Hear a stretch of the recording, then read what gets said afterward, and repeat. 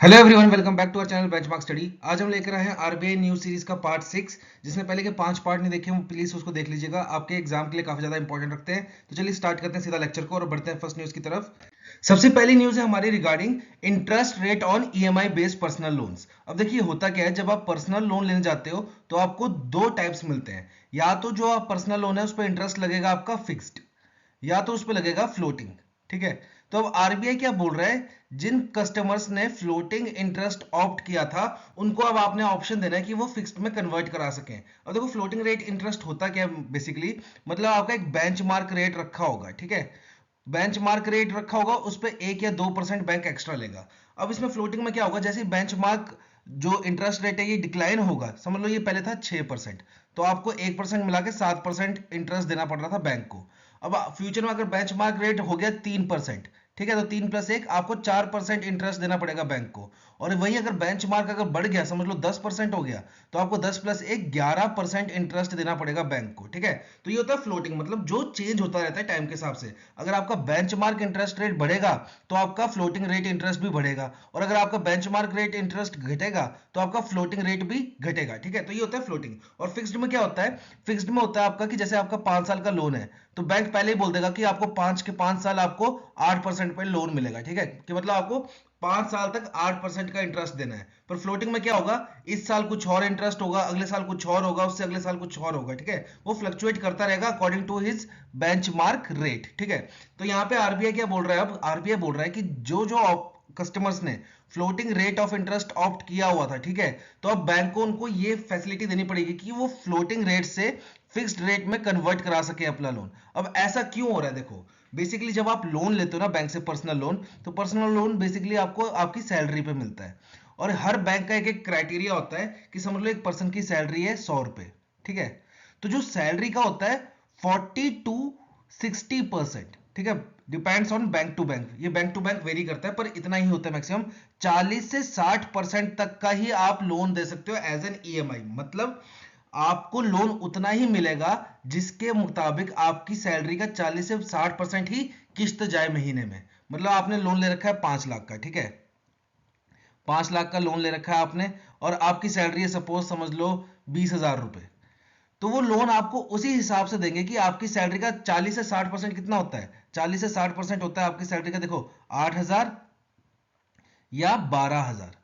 आपको लोन उतना ही देंगे कि आपकी महीने की किस्त इस रेंज के बीच में आए, इसको एक्सीड ना करे, क्योंकि बैंक ये बोलता है कि देखो चाहे पर्सन की सैलरी कितनी भी हो, उसको 40 से 50% जो सैलरी है अपनी वो घर का खर्चा चलाने के लिए चाहिए होती है। ठीक है, तो बैंक आपको लोन उसी रेंज का देता है कि आपकी जो सैलरी है उसका 40 से 60% ही ईएमआई बैठे, उससे ज्यादा ईएमआई ना बैठे। ठीक है, ताकि आप अगर उससे ज्यादा ईएमआई बैठेगी तो आपको घर चलाना मुश्किल हो जाएगा, जो आपके मंथली एक्सपेंसेस है वो कवर करना मुश्किल हो जाएंगे। इसलिए बैंक यही डिसाइड करता है कि आपको जो लोन है वो आपकी सैलरी का 40 से 60% से ज्यादा ईएमआई ना बैठे, उससे ज्यादा लोन नहीं मिलेगा आपको। ठीक है, तो ये होता है जब आप लोन लेने जाते हो। ये 40 से 60 इसलिए बोल रहा हूँ क्योंकि बैंक टू बैंक वेरी करता है, किसी बैंक का 50% होता है, किसी का 55 होता है, किसी का 45 होता है। ठीक है, पर बेसिकली 40 से 60% के बीच की रेंज होती है, उससे ज्यादा आप ईएमआई नहीं कटवा सकते अपनी सैलरी से। ठीक है, अब यहाँ पे क्या हुआ, जब समझो 2020 की बात करें, कोरोना काल की, जब किसी पर्सन ने फ्लोटिंग रेट इंटरेस्ट लिया था, ठीक है,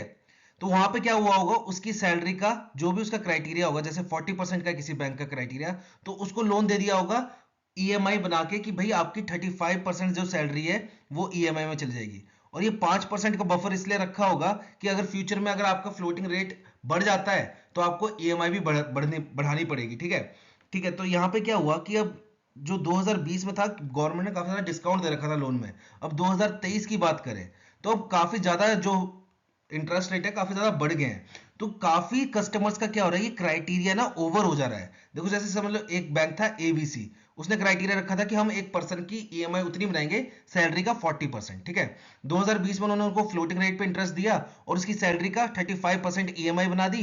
ठीक है, और 5% का बफर रखा कि भाई कल को अगर लोन बढ़ते हैं तो ये 5% भी इसमें इंक्लूड कर देंगे हम। ठीक है, पर अब 2023 में लोन इंटरेस्ट इतना ज्यादा बढ़ गया, 12-12% इंटरेस्ट मिल रहा है लोन पे। ठीक है, तो देना पड़ रहा है। तो अब क्या हो रहा है कि उस कस्टमर की 40% का क्राइटेरिया ओवर हो जा रहा है, मतलब 50% पे पहुंच जा रहा है अब उसका क्राइटेरिया, तो यहाँ तो उसके पास दो ऑप्शन है, या तो वो अपनी सैलरी का 50% कटवा दे, या तो जो टेन्योर है जैसे 5 साल का टेन्योर था इसको बढ़ा के 6 से 7 साल कर दे। ठीक है, तो दोनों केस में क्या हो रहा है, कस्टमर को हो रही है दिक्कत।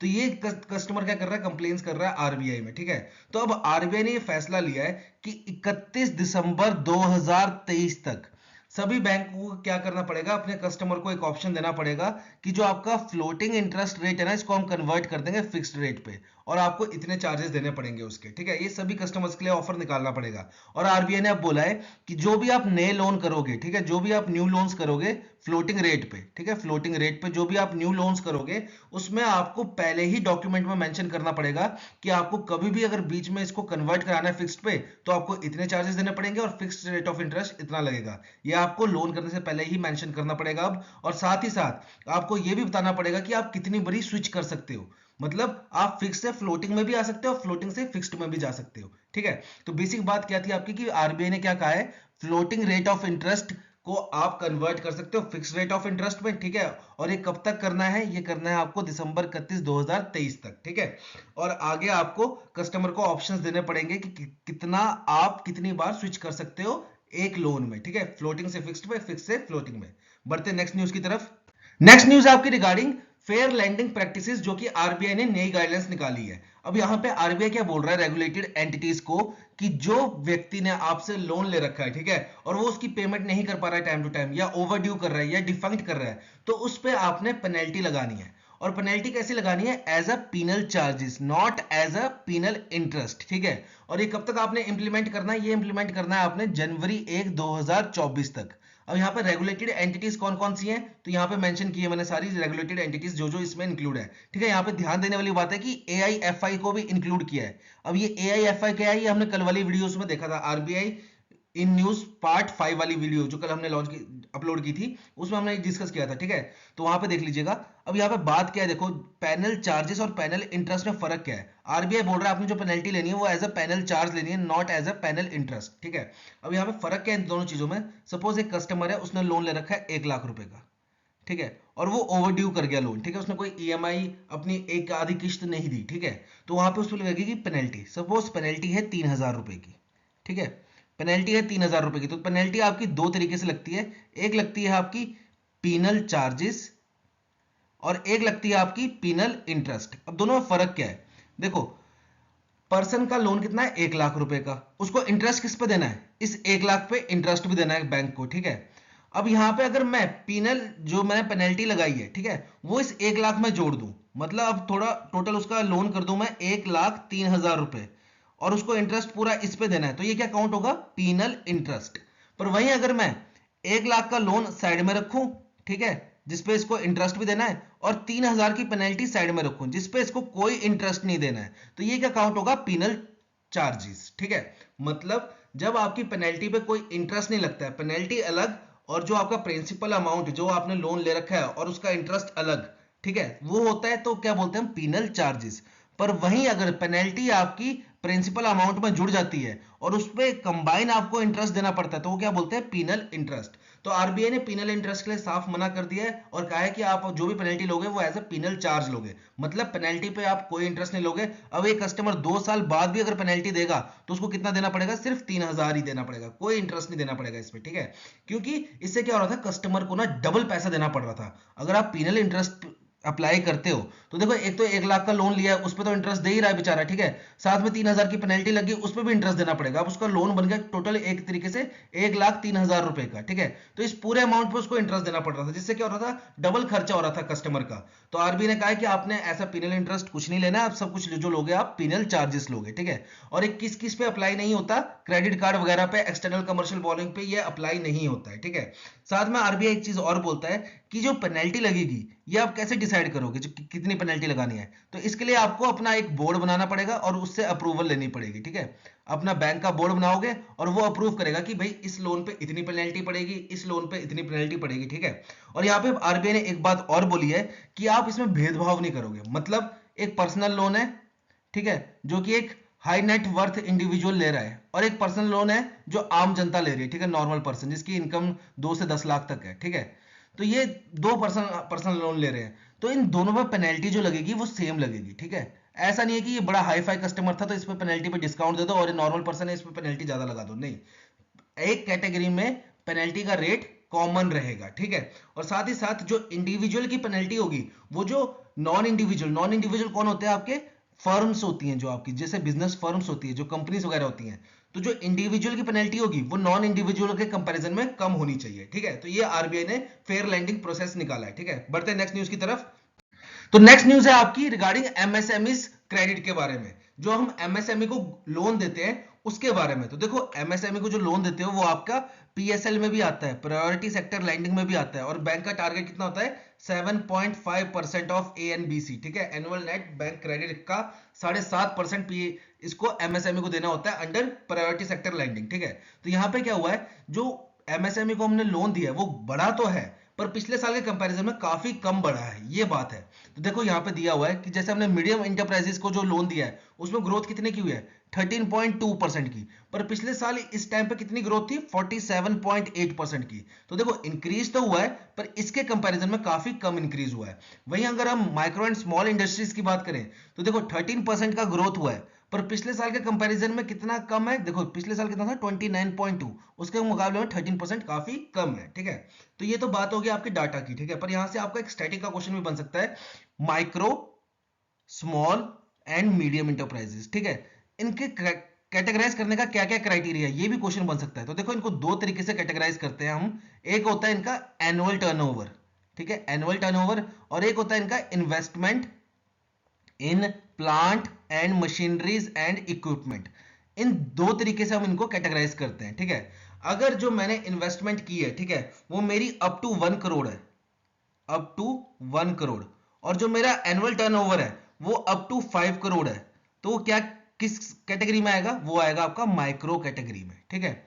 वही अगर मेरी जो इन्वेस्टमेंट है अप टू 10 करोड़ है, अप टू 10 करोड़, और जो मेरा टर्नओवर है वो अप टू 50 करोड़ है, ठीक है, तो वो किस में आएगा आपका स्मॉल में।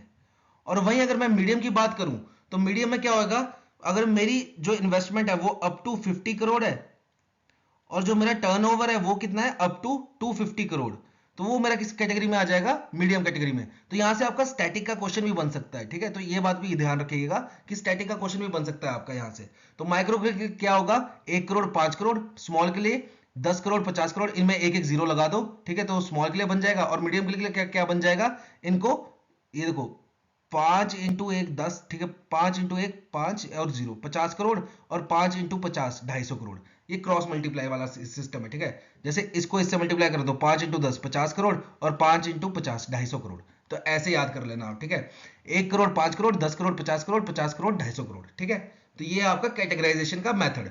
बढ़ते हैं नेक्स्ट न्यूज की तरफ। नेक्स्ट न्यूज है हमारी रिगार्डिंग इन्वेस्टमेंट पोर्टफोलियो नॉर्म्स, जो कि आरबीआई ने नए निकाले हैं, ठीक है। और एक बैंक को कब तक अप्लाई करने पड़ेंगे, 1 अप्रैल 2024 तक अप्लाई करने पड़ेंगे। तो आरबीआई नए इन्वेस्टमेंट नॉर्म्स कहां से निकाल रहा है, इसको ये पावर कहां से मिलती है, ये मिलती है इसको section 35 of banking regulation act 1949, ठीक है। और ये किस पे एप्लीकेबल होंगे, सारे कमर्शियल बैंक्स पे एप्लीकेबल होंगे एक्सक्लूडिंग आरआरबीज, आरआरबी पे ये एप्लीकेबल नहीं होंगे, बाकी सभी बैंकों पे ये एप्लीकेबल होंगे। अब यहाँ पे देखो इन्वेस्टमेंट पोर्टफोलियो क्या है, उससे पहले हम समझते हैं कि बैंक पैसे कमाता कैसे था पहले, ठीक है। तो बैंक का देखो पहले कमाने का तरीका क्या था कि वो आपसे लेगा डिपॉजिट और उस पे देगा आपको X% इंटरेस्ट, ठीक है। और वहीं उस डिपॉजिट को क्या करेगा, वो लोन के फॉर्म में बांट देगा कस्टमर को, और आपसे कितना लेगा X+A% इंटरेस्ट, ठीक है। तो देखो आपको दे कितना रहा है X% और आपसे ले कितना रहा है X+A%। जो ये A% था ना, यही बैंक की क्या होती थी, इनकम, ठीक है। तो अब क्या हुआ, मॉडर्न टाइम के हिसाब से बैंक ने भी अपने इनकम मेथड्स थोड़े स्विच किए। हालांकि प्राइमरी सोर्स इनकम का लोन्स ही है, पर अब बैंक ने अपने सेकेंडरी फॉर्म्स भी डेवलप किए हैं इन्वेस्टमेंट के, ठीक है, इनकम बनाने के। और उसका सबसे बेस्ट फॉर्म कौन सा है, इन्वेस्टमेंट। देखो इन्वेस्टमेंट करना बैंक को इसलिए भी जरूरी है क्योंकि बैंक को क्या होता है, एसएलआर मेंटेन करना होता है। एसएलआर कितना मेंटेन करना है, 18%, ठीक है। एसएलआर स्टैट्यूटरी लिक्विडिटी रेशियो, जो आरबीआई बोलता है बैंक को अपने पास रखना पड़ेगा, ठीक है। ये in the form of cash रख सकता है bank, in the form of gold, और in the form of government securities. तो गवर्नमेंट सिक्योरिटीज में भी एक तरीके की इन्वेस्टमेंट कर सकता है, ठीक है। तो अब आज से पहले क्या होता था, आपके 3 मेथड होते थे इन्वेस्टमेंट के। कौन सा, एक होता था आपका हेल्ड टू मैच्योरिटी HTM, ठीक है। दूसरा होता था अवेलेबल फॉर सेल, और तीसरा होता था आपका method HFT held for trading. अब आरबीआई ने क्या किया है, ये दो मेथड्स तो रखे हैं, इसको कैंसिल कर दिया है, कैंसिल नहीं किया है, मतलब एक मेथड और नया ले आया है, वो है आपका HVTPL, जिसकी फुल फॉर्म क्या है, fair value through profit and loss, ठीक है। और जो ये HFT था, हेल्ड फॉर ट्रेडिंग, इसको इसके अंडर ले आया है, मतलब जो तीसरी कैटेगरी बनाई है वो बनाई है FVTPL, और जो HFT थी वो इसके अंडर ले आए हैं। अब ये होता क्या है ये समझते हैं। देखो, जब बैंक इन्वेस्टमेंट करता है ना, तो under HTM, held to maturity and available for sale, वो करता है इन्वेस्टमेंट सिर्फ डेट इंस्ट्रूमेंट्स में। अब डेट इंस्ट्रूमेंट क्या होते हैं, उसके लिए आप मनी मार्केट की वीडियो देख लेना, हमारी बैंकिंग अवेयरनेस की प्लेलिस्ट में मिल जाएगी। तो यहाँ पे देखो, HTM और AFS में, held to maturity and available for sale category में, वो सिर्फ इन्वेस्टमेंट करता है डेट इंस्ट्रूमेंट में। अब देखो, वो पैसा लगा रहा है तो उसको दो बातें होंगी, या तो फायदा होगा या नुकसान होगा, ठीक है। तो किसी भी बैंक की बनती है एक बैलेंस शीट, एक बैंक की बनती है बैलेंस शीट, ठीक है। उसमें क्या होता है, एक आपका प्रॉफिट एंड लॉस अकाउंट होता है, कि जितना प्रॉफिट हुआ वो मेंशन होगा, जितना लॉस हुआ वो मेंशन होगा। पर अगर आप डेट इंस्ट्रूमेंट में इन्वेस्ट कर रहे हो अंडर HTM एंड AFS, तो आपको चाहे प्रॉफिट हो चाहे लॉस हो, वो आपका इस अकाउंट में मेंशन नहीं होगा। अगर आपको प्रॉफिट हो रहा है तो भी वो प्रॉफिट एंड लॉस अकाउंट में मेंशन नहीं होगा, और अगर आपको लॉस हो रहा है तो भी वो प्रॉफिट एंड लॉस अकाउंट में मेंशन नहीं होगा अंडर बैलेंस शीट। अगर आप इन्वेस्टमेंट कर रहे हो डेट इंस्ट्रूमेंट में, वो भी HTM कैटेगरी में या AFS कैटेगरी में, ठीक है, हेल्ड टू मैच्योरिटी या अवेलेबल फॉर सेल। अब इनका दोनों का डिफरेंस क्या है, देखो, अगर आपने एक डेट इंस्ट्रूमेंट में इन्वेस्टमेंट की है, ठीक है, और उसको आप पूरा मैच्योरिटी तक चलाते हो, जैसे उसकी 4 साल की मैच्योरिटी है, तो 4 साल तक उस इंस्ट्रूमेंट को चलाते हो और उसके बाद आपको मैच्योरिटी के बाद पैसा मिलता है, तो उसको क्या बोलते हैं, हेल्ड फॉर मैच्योरिटी, ठीक है। और वहीं अगर आप किसी डेट इंस्ट्रूमेंट में इन्वेस्ट कर रहे हो और बीच में उसको बेच के पैसा कमा लेते हो, तो उसको क्या बोलते हैं, अवेलेबल फॉर सेल, ठीक है, कि आपने बीच में बेच दिया, अवेलेबल फॉर सेल। और इसका क्या होता है, हेल्ड टू मैच्योरिटी, ठीक है, ये होता है मतलब। और इनका बेसिक एम क्या होता है कि जो भी प्रॉफिट होगा या लॉस होगा, बैलेंस शीट के प्रॉफिट लॉस अकाउंट में मेंशन नहीं होगा।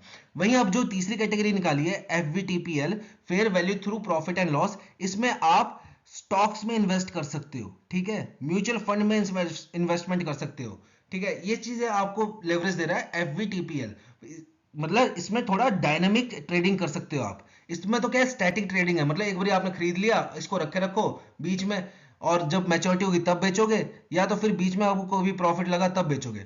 पर इसमें क्या है, आपको डायनेमिक चेंजेस मिल रहे हैं, स्टॉक में आप रेगुलर, मतलब इंट्राडे ट्रेडिंग वगैरह ये सब फैसिलिटी मिल रही है, साथ में म्यूचुअल फंड में भी आप इन्वेस्ट कर सकते हो, ठीक है। ये किस कैटेगरी के अंदर आ रहा है, आपका FVTPL के अंदर। और यहाँ पे क्या बोला है कि जो FVTPL के अंदर प्रॉफिट या लॉस होगा, ये आपके बैलेंस शीट में प्रॉफिट लॉस अकाउंट में मेंशन होगा, ये है मेन डिफरेंस। तो यहां से आपका बेसिक क्वेश्चन क्या बन सकता है, कितनी कैटेगरी है टोटल, 3 कैटेगरी है, कौन कौन सी, HTM, AFS और FVTPL। तो यहां से FVTPL की फुल फॉर्म भी पूछ सकते हैं, और कौन से सेक्शन के तहत इसको RBI को पावर मिली, और साथ ही साथ कब तक अप्लाई करना है, ठीक है। बढ़ते हैं लास्ट न्यूज की तरफ। जो लास्ट न्यूज है हमारी, वो है रिगार्डिंग हाउस होल्ड सेविंग्स के बारे में। तो देखो, इस पे ये भी आपके आपके डिस्क्रिप्टिव पार्ट के लिए काफी ज्यादा इंपॉर्टेंट रखता है, इस पे आपका डिस्क्रिप्टिव का भी क्वेश्चन बन सकता है, ठीक है। तो जो हाउस होल्ड सेविंग है वो 5 दशक के, मतलब पिछले 50 साल के सबसे लोएस्ट पे आ गई है, और कितना है, 5.1% ऑफ GDP। पिछले साल कितना था, 7.2% ऑफ GDP। अब देखो, जो सेविंग्स कम हो रही हैं, इसका प्लस पॉजिटिव इंपैक्ट भी हो सकता है हमारे ऊपर, और नेगेटिव इंपैक्ट भी हो सकता है। देखो, पॉजिटिव इंपैक्ट कैसे, कि अगर लोग सेविंग्स कम कर रहे हैं, तो इसका मतलब वो ज्यादा क्या कर रहे हैं, इन्वेस्टमेंट कर रहे हैं, चाहे वो स्टॉक मार्केट में हो या म्यूचुअल फंड्स में हो, ठीक है, या गवर्नमेंट सिक्योरिटीज में हो, या डिबेंचर्स, बॉन्ड्स एंड डिबेंचर्स में हो, तो वो ज्यादा इन्वेस्टमेंट इधर प्रेफर कर रहे हैं, ठीक है, सेविंग के बजाय वो इन्वेस्टमेंट प्रेफर कर रहे हैं, जिससे क्या होगा, हमारी ग्रोथ होगी, ठीक है। और इसका नेगेटिव इंपैक्ट क्या होगा, कि देखो, अगर सेविंग कम हो गई बैंक, ठीक है, अगर लोगों की सेविंग कम होगी, तो बैंक में क्या होगा, डिपॉजिट कम होगा। बैंक में डिपॉजिट कम होगा तो बैंक लोन किस चीज का बांटेगा, अगर बैंक के पास डिपॉजिट ही नहीं होगा तो बैंक लोन में क्या बांटेगा, ठीक है। तो ये इसका एक नेगेटिव इंपैक्ट भी होता है, पॉजिटिव नेगेटिव दोनों लेके चलने हैं आपने, ठीक है। फिर साथ ही साथ क्या बोल रहा है आरबीआई कह रहा है जो नेशनल फाइनेंशियल स्विच है, उसका यूसेज भी काफी कम हो गया है। देखो, फाइनेंशियल ईयर 2021 में 11.5% का था, अब फाइनेंशियल ईयर 2023 में कितना हो गया, 5.1%। तो ये भी काफी, इसके भी देखो दोनों इंपैक्ट है, पॉजिटिव इंपैक्ट भी है, नेगेटिव इंपैक्ट भी है, दोनों डिस्कस करते हैं। सबसे पहले समझते हैं नेशनल फाइनेंशियल स्विच होता क्या है। ये एक एनपीसीआई का प्रोडक्ट है, ठीक है, एनपीसीआई का प्रोडक्ट है। आपने कभी सोचा है, जैसे कि आपके पास है एसबीआई का एटीएम, और आप गए पीएनबी के एटीएम में, ठीक है, आपके पास एसबीआई का एटीएम कार्ड है, और आप पीएनबी के एटीएम मशीन में गए, और वहां से आपने पैसे निकाले, तो पीएनबी वालों को कैसे पता आपके एसबीआई अकाउंट में कितने पैसा है कितना नहीं? वो किसके थ्रू होता है? नेशनल फाइनेंशियल स्विच के थ्रू होता है। जो एटीएम्स में प्रोसेसर होता है जो आपस में कनेक्ट होते हैं वो किसके थ्रू होते हैं? नेशनल फाइनेंशियल स्विच के थ्रू कनेक्टेड होते हैं आपस में, ठीक है। तो वो कौन काम करता है कि एक बैंक से आप दूसरे बैंक में इजीली ट्रांजेक्शन कर रहे हो एटीएम कार्ड के थ्रू, वो कैसे कर पा रहे हो आप? नेशनल फाइनेंशियल स्विच के थ्रू। और ये किसका प्रोडक्ट है? एनपीसीआई का प्रोडक्ट। तो देखो इसका यूसेज कम होना पॉजिटिव बात भी है, नेगेटिव बात भी है। पॉजिटिव बात कैसे कि लोग क्या है अब एटीएम कार्ड को इतना प्रेफर नहीं कर रहे और ज्यादा प्रेफर किसको कर रहे हैं? डिजिटल बैंकिंग को, यूपीआई को, इसको ज्यादा प्रेफर कर रहे हैं, ठीक है। इसलिए वो एटीएम कार्ड का यूसेज कम कर रहे हैं। और नेगेटिव बात क्या है? दूसरा रीजन ये हो सकता है कि उनके पास इतने पैसे ही नहीं बचे कि वो एटीएम कार्ड का यूसेज कर पाए, ठीक है। उनके पास उतनी सैलरी ही नहीं बचती कि वो उतने पैसे निकाल पाए, ठीक है। वो एक बार निकालते हैं उसमें सैलरी खत्म हो जाती है बस। तो ये भी एक इफेक्ट हो सकता है इसका, ठीक है। तो दोनों इफेक्ट हो सकते हैं। देखो अब यहाँ पे बात करते हैं कि हाउस होल्ड जो सेविंग है वो कम क्यों हो रही है। तो देखो इसके मल्टीपल रीजन हो सकते हैं। एक तो पहले पॉजिटिव वाली बात कर लेते हैं कि वही कि लोग इन्वेस्टमेंट प्रेफर कर रहे हैं, ठीक है। इन्वेस्टमेंट प्रेफर कर रहे हैं इसलिए वो क्या कहते हैं सेविंग्स पे ज्यादा ध्यान नहीं दे रहे, ठीक है। दूसरी बात ये है जो इसके नेगेटिव इंपैक्ट्स हैं कि या तो उनके जो लोन्स है उनके ऊपर वो बढ़ गए हैं, तो लोन्स का कर्जा चुकाते चुकाते उनके पास सेविंग के पैसे नहीं बचते, ठीक है। दूसरा बात कि जो हमारी वेजेस हैं, ठीक है, वेजेस जो है वो इतना इंक्रीज नहीं हो रहे जितने हमारी इन्फ्लेशन इंक्रीज हो रही है, ठीक है। जितने हमारे खर्चे इंक्रीज हो रहे हैं उस हिसाब से हमारी जो सैलरी है वो इंक्रीज नहीं हो रही, इसलिए हमारे पास सेविंग कम हो रही है। तीसरा कि जो हेल्थ केयर फैसिलिटीज हैं वो काफी कॉस्टली हो रही है, ठीक है। और एजुकेशनल कॉस्ट जो है बच्चों की वो भी काफी ज्यादा महंगी हो रही है, इसलिए उस पर ज्यादा खर्चा लग जा रहा है हमारा और हमारी सेविंग नहीं हो पा रही है, ठीक है। तो जो हाउस होल्ड डेट है वो भी देखो काफी बढ़ गया, मतलब जो लोग कर्जा ले रहे हैं वो इंक्रीज हो रहा है। देखो 37.6% ऑफ जीडीपी पहुंच गया है। पिछले साल कितना था? 36.9% ऑफ जीडीपी था। तो मतलब अब लोगों को क्या करना पड़ रहा है? कर्जा लेना पड़ रहा है खर्चा चलाने के लिए। तो ये एक नेगेटिव बात भी है देश के लिए। और पॉजिटिव बात बैंकों के लिए है, क्योंकि लोग जितना ज्यादा कर्जा लेंगे बैंक उतने ज्यादा ग्रो करेंगे, इकोनॉमी उतनी ज्यादा ग्रो करेगी। तो आपको दोनों पॉइंट्स लेके चलने हैं अगर डिस्क्रिप्टिव में क्वेश्चन आएगा, ठीक है। तो ये था आज के लिए, जल्द मिलेंगे आपको नेक्स्ट वीडियो में। Till then have a nice day.